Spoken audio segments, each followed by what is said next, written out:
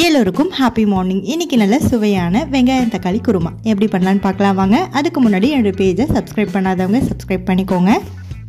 ஒரு கடாயில் தேவையான அளவுக்கு எண்ணெய், கடுகு, குட்டி குட்டியாக கட் பண்ண வெங்காயம், கருவேப்பிலை இது எல்லாத்தையும் ஆட் பண்ணிக்கோங்க. வெங்காயம் நல்லா வதங்கினதும் அது கூடவே சின்ன சின்னதாக கட் பண்ணியிருக்க தக்காளியும் சேர்த்து கொஞ்சமாக உப்பு ஆட் பண்ணி நல்லா வதக்கி எடுத்துக்கோங்க.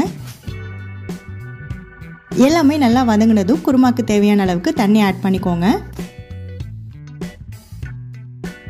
கூடவே மஞ்சத்தூள், மிளகாய்த்தூள், கரம் மசாலா, மல்லித்தூள் இது எல்லாமே ஆட் பண்ணிக்கோங்க.